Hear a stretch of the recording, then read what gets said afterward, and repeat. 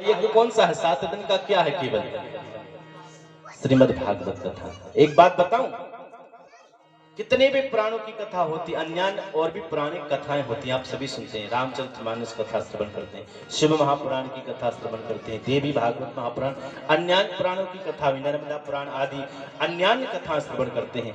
इन सब का कोई ऐसा नियम नहीं है कि ये इतने दिन में हो।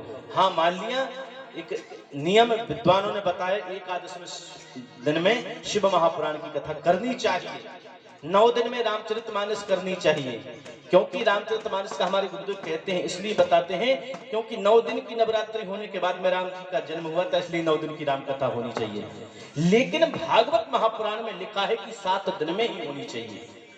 ये कलयुग, क्योंकि 7 दिन होते हैं और एकम भागवत किसी पुराण में नहीं लिखा है, किसी भी पुराण में ये नहीं लिखा है कि मैं मुक्ति प्रदान करने वाला ग्रंथ हूं, लेकिन भागवत में लिखा है।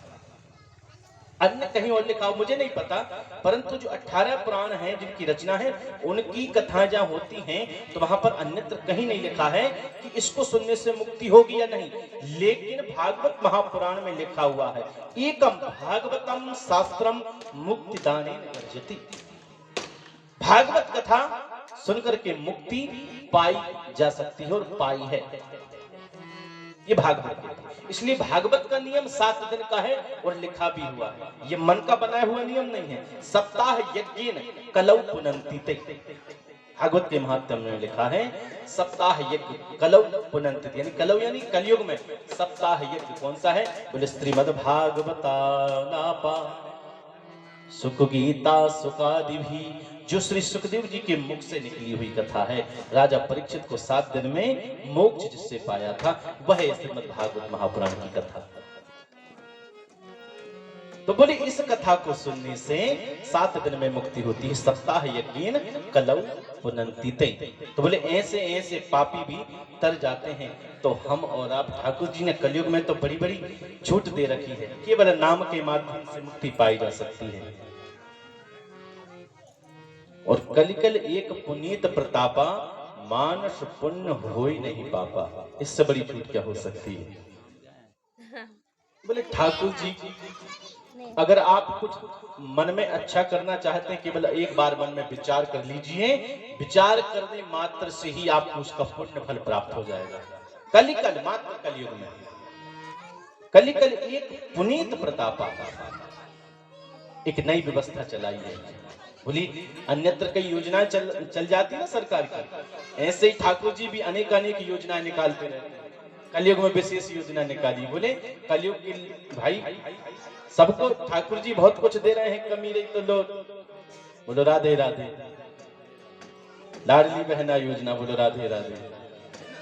भाई ठाकुर जी सबकी व्यवस्था करते हैं। तो ठाकुर जी ने कितनी सुंदर व्यवस्था बनाई कि कलयुग में लोगों की जो मानसिक स्थिति है वह पता नहीं ठीक होगी या नहीं होगी, पहले ही समझ गए थे बाबा, तो तभी लिख दिया। बोले कलिकल एक पुनीत प्रतापा। बोले क्या? बोले मानस पुण्य, मानसिक आप पुण्य सोच लो, बस मुझे कथा करानी है, बस ठाकुर जी आपके हृदय में विराजमान, आपके पुण्य फल, आपको कथा कराने से 90% फल प्राप्त होगा, तो आपको 20% उसका फल पहले सोचने मात्र से ही प्राप्त हो गया। और मानस पुण्य हो ही नहीं पापा।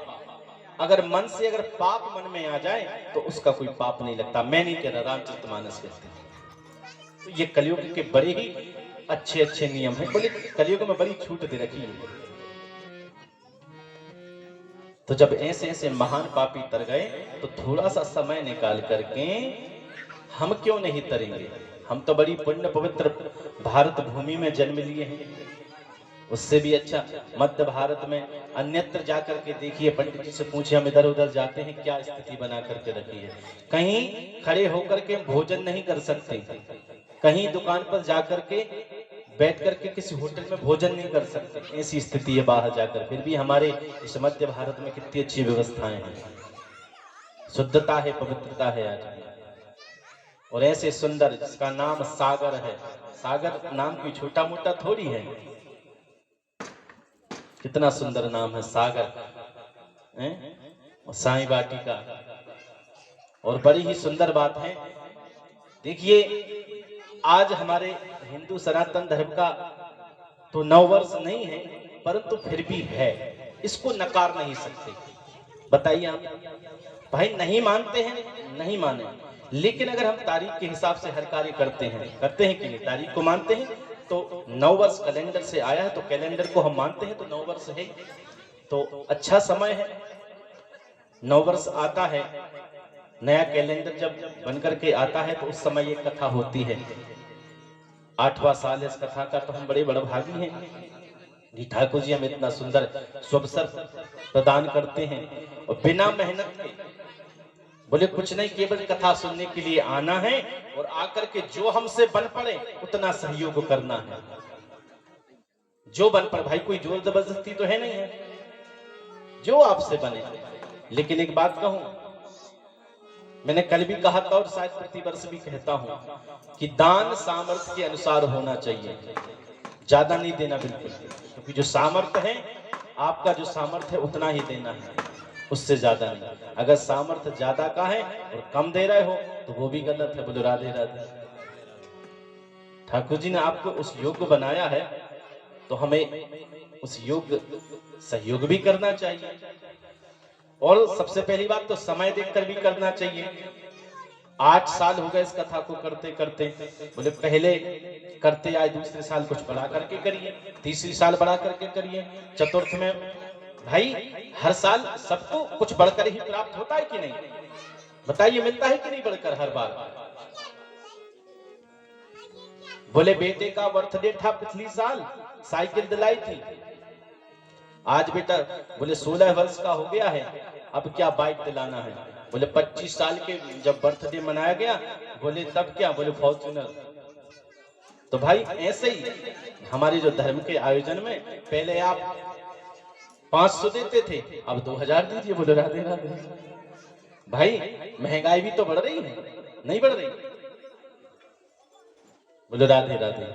ये तो एक विषय है, आपसे जो बने वह आप सहयोग करिए, बस देख करके सहयोग। सहयोग का मतलब ये होता है, मैं आपको सच्चाई बताऊं, आप स्वयं देख लीजिए सहयोग का क्या अर्थ होता है।